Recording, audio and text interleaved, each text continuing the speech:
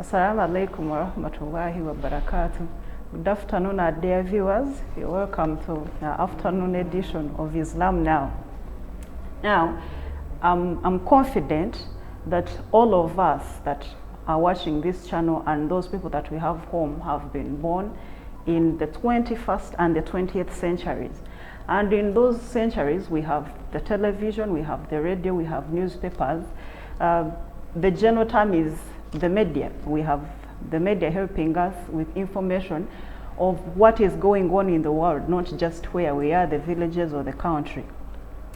And the major feature normally that we look at the wars.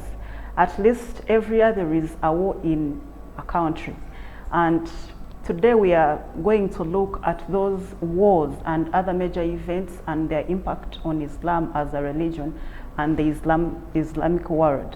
And it is impossible to look at those two features minus looking at the countries that have majority Muslims, and that would take us to the Middle East, to North Africa, the Sahel region, and South Asia.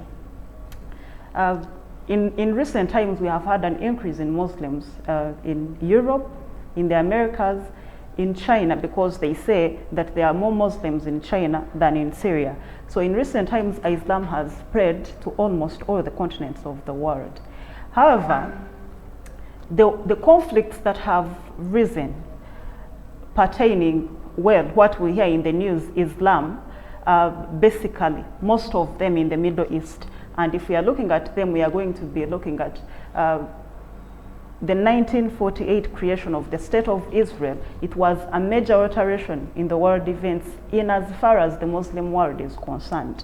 And all the news that we have had regarding military coups, regarding revolutions, regarding popular uprisings that have been seeking to oust sitting leaderships that have been there either for so long or sometimes they are just a few years. Most of them have been concentrating themselves in the Muslim world. For example, if we are to get the timeline of 1945, that's immediately after the Second World War, we are going to look at the Egyptian Revolution. Then we are going to look at the Arab-Israeli conflicts. There were 5 of them, and they spanned from 1948 to 1990.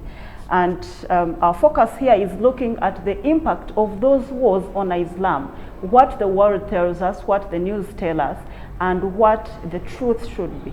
When we make the analysis, what do we get? For example, if they say a terrorist has killed 100 innocent people, what does Islam say? What is the truth of it? So our focus here on this program, Islam Now, we are supposed to look at the world events, international events, and their relationship to Islam, whether or not it is the truth of Islam or whether we are taking our own path. I'm called Dasha Bajara. The program is called Islam Now. Today is our first edition and I welcome you all. We are going to take a short break first. Thank you.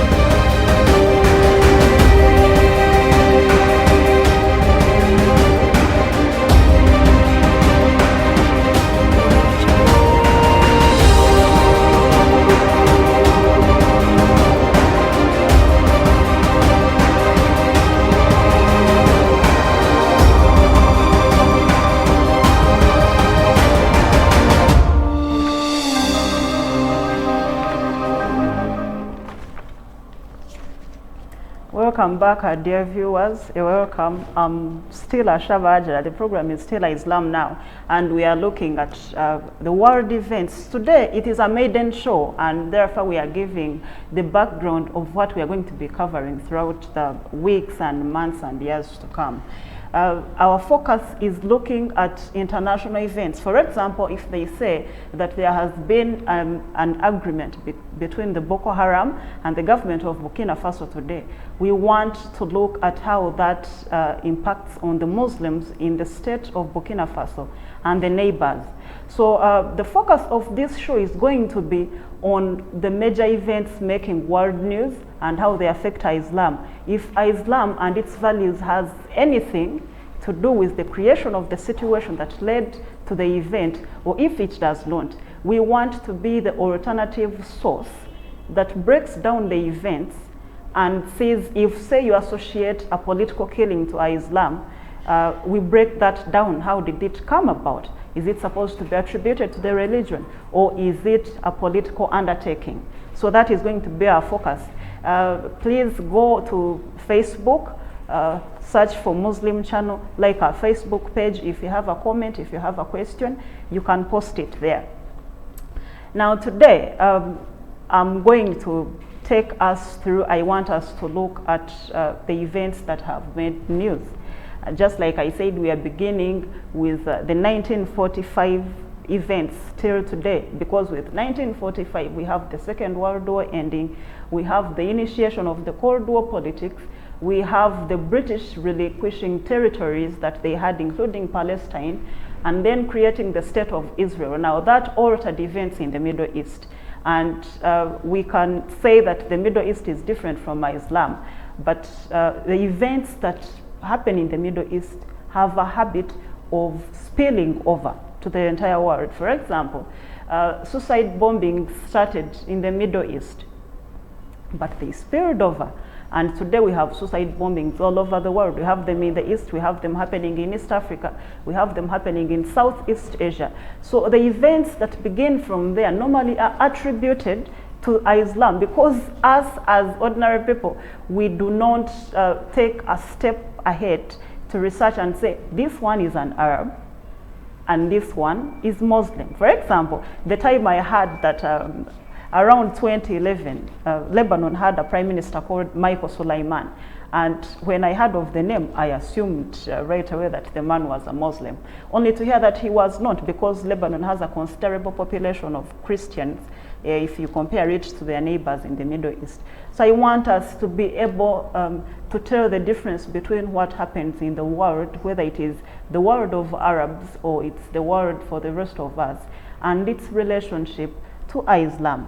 For example, if you look at the developments that have been happening, if you want to look at terrorism, if you want to look at the laws that have been put up in Europe against veiling, if you look at the things, the conflict in Burma, most of us call it Myanmar, most of the events in the world in the second half of the 20th century, and of course the first half of the 21st century, everything that features in the news has something to do with Islam.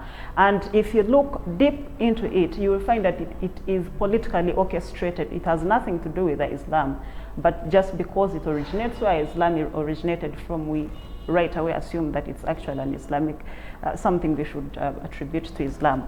And today, looking at the background, I wanted us to put into consideration the Muslim population in the world, how Islam has been growing, the impact that this has on the growth of Islam, and the population. There are different religions in the world, and of course Christianity has the largest number of people, but Islam is the second largest. 24% of the world population are Muslims, and that is about 1.8 billion people. Islam as a religion has sects within, and we have two major ones. We have the Sunni, who are estimated to be between 87 to 90% of the Muslim population, and we have the Shia, who are estimated to be between 13 and 10% of the Muslim population. Now, these sects occupy different countries. All countries have these sects, they have the two, but some have majority, say some countries have majority Sunnis and other countries have majority Shiites. Now, for example, Iran has majority Shiites, and they have 66 million population. 90% of Iranian population, that is 66 million people, they are Shia Muslims. Then you look at countries like Egypt, you look at countries like Saudi Arabia, you look at Syria. Most of the countries have Sunni Muslims, which is why it has a wider population. Now, for example, if you look at a country like Indonesia, Indonesia has 225 million Muslims, and they are majorly Sunni. So that's why you find that the percentage of Sunni Muslims is way higher than Shia. Because if, say, you look at 50 countries, you pick from the world countries and you get a number, say 50, you pick what you need. And then you find that at least 46 of those have majority Shiites, because if you want populations with majority Shiites, you're going to have to look at Iraq, you're going to look at Iran, just a few countries that have those. But if you're looking at countries that have huge populations, Egypt, say Nigeria, Indonesia, Saudi Arabia, Lebanon, you look at Turkey, you look at countries that have very many people, you realize that the Sunni Muslims are there, and that makes it the largest sect in Islam. Now, we have those two because there are certain things that they consider important, and they could not find a common line to base on. For example, the Shiites believe that just as God is capable of picking a person to be a prophet, then he is capable of picking the successors. And so for them, they believe that Ali was supposed to be the successor of the Prophet Muhammad sallallahu alaihi wasallam, and then the Imams that were picked right after. Now, if you look at the other side, the Sunni Muslims, they do not exalt people. They don't elevate statuses of people to say levels that you would look at as a prophet or someone that is chosen by God. For them, they have the four schools of jurisprudence, and for those of us that don't know those, they include, they are schools of thought.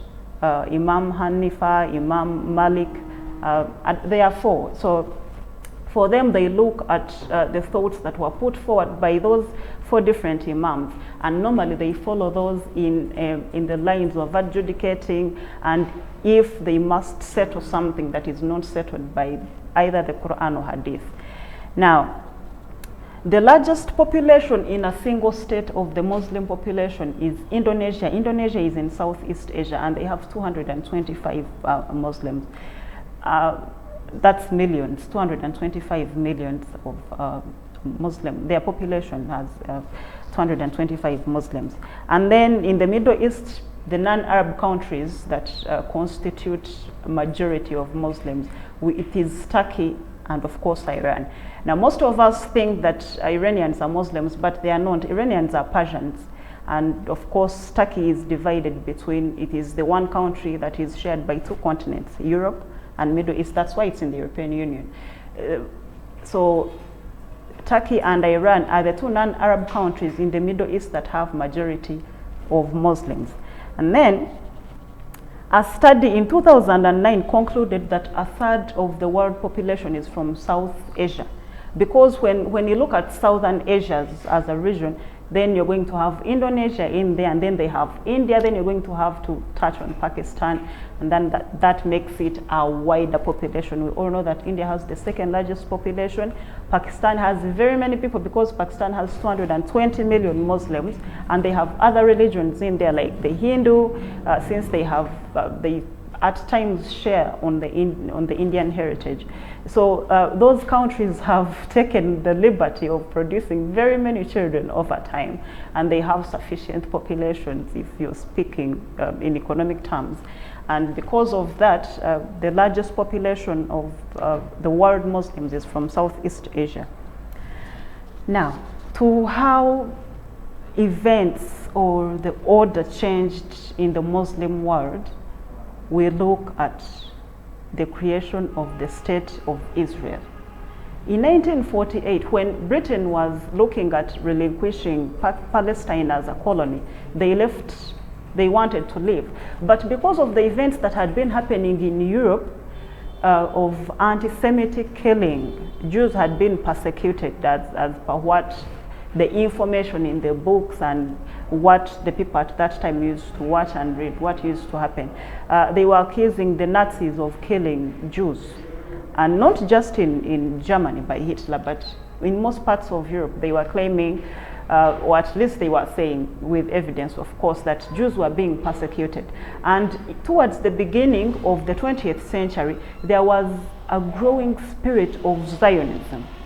It's how, like, you can say that the growing spirit of nationalism in Africa when they were rolling up to seek for independence. So Jews, they had been away from home for close to 2,000 years towards the beginning of the 20th century. And at that time, they started basing on the Bible, started asking, forcing that they want to go back to where they came from. And for those that read the Bible, you will be looking at areas that they talk about as had been inhabited by the Jews. Now, those are the areas, that's Palestine, but for them, they would say, we say Jerusalem, say Bethlehem, say most of those areas that we hear about today that are in shambles and war, Gaza, East Jerusalem, Golan Heights, Sinai Peninsula, all those areas, Israelites think that they have the right to occupy. So towards the beginning of the 20th century, they started coming back to what they called home. Now in 1948, Britain wanted to leave, but the world wanted to settle Jews somewhere. Now, because of the cultural and biblical attachment, they decided to settle them in Palestine, 1948. Now, that would cause trouble, because imagine if today, I'm sure some of us have heard the rumor that Israel was supposed to be created in Uganda. So imagine your great-grandfather